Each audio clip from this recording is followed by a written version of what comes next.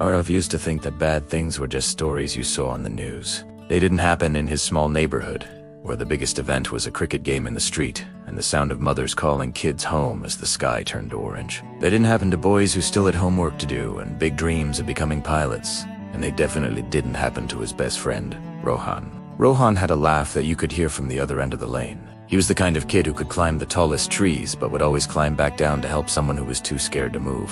Arav and Rohan had been inseparable since kindergarten. They shared everything: lunches, secrets, and a promise that one day they would travel the world together.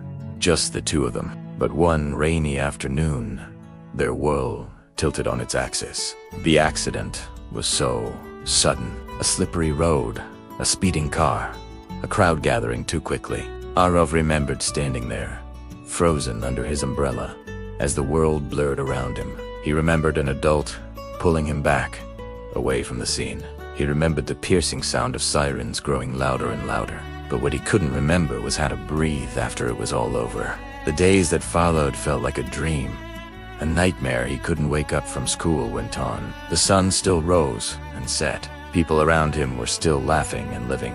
But for Arav, it was like walking underwater. Everything was slow, muffled, and heavy. He felt a constant pressure in his chest.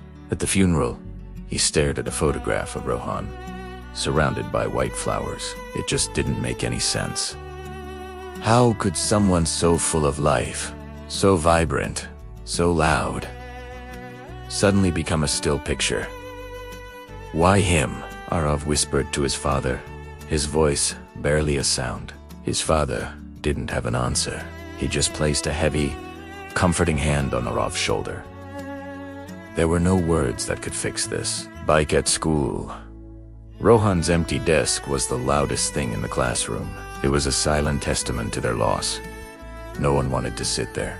During cricket practice, Rohan's favorite bat stayed on the ground, untouched. The games just weren't the same. So Arav stopped playing. He stopped laughing at jokes. He stopped raising his hand in class.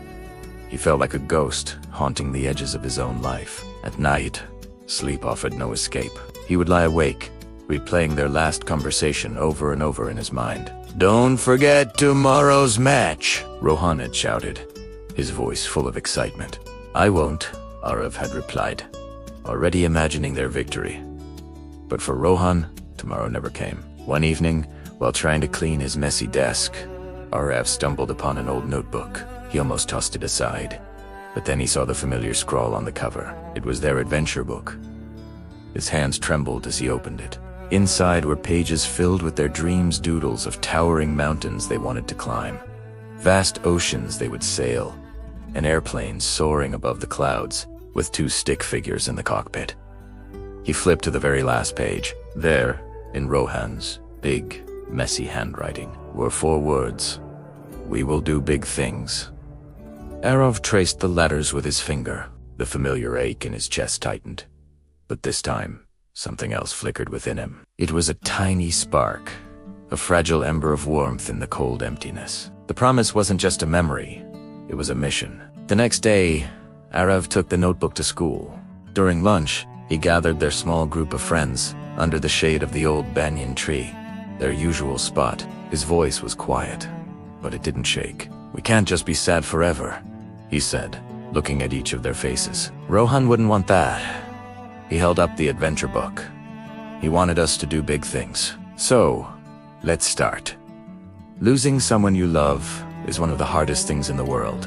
Grief can feel like a lonely, endless ocean. But it's important to remember that you're not alone. If you're struggling, please reach out. Talk to a friend, a family member, or a professional who can help. There are resources available, and there is hope for healing. Thank you for listening. Take care of yourselves and each other.